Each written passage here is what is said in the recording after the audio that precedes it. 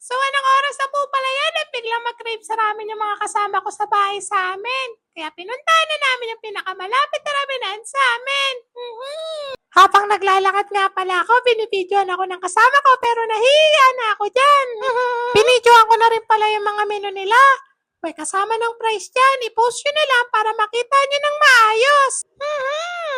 Ang ganda po pala ng place nila dito. Nakakamangha naman po pala yan. Wow! Bakit kami luto lang?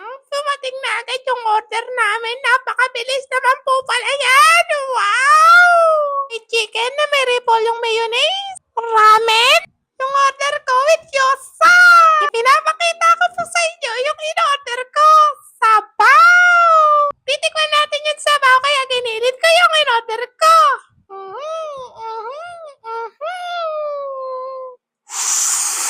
Ninanamnam ko dito yung lasa ng sabaw.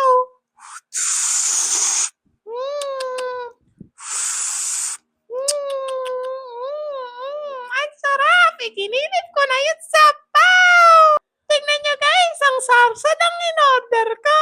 Wow! Kaya naman, umpisahan ko na itong tikman. Nilagyan ko na ng sarsa yung kanin ko.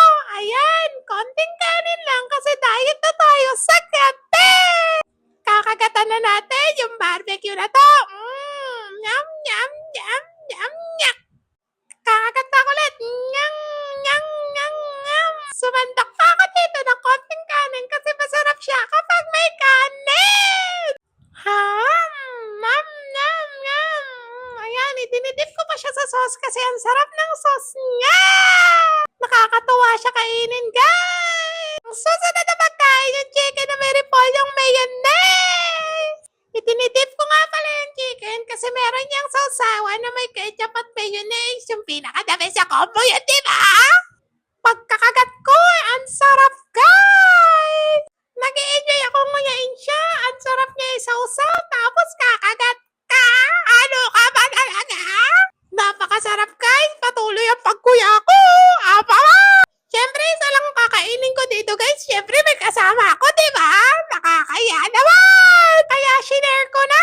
Yung pangatlong kinakain ko dito, guys, ayan yung maganda yung paintings niya eh! Yung para may drawing naman muna, diba? Umigop na ako ng sabaw. Actually, guys, hindi ako mahilig sa sabaw, kaya hindi ko talaga gusto ang ramen. Pero gusto na mga kasama ko, kaya sumama na ako! Kaya ibinili ko na agad sa kanila kasi nga hindi ko talaga gusto ang ramen. Pero ito ang pinakagusto kong kainin. Ayan! Actually, ayan ata yung pinaka-nag-enjoy ako sa lahat ng kinain ko dyan. Sinausaw ko. Pero yung sausawan nila parang walang lasa. Pero masarap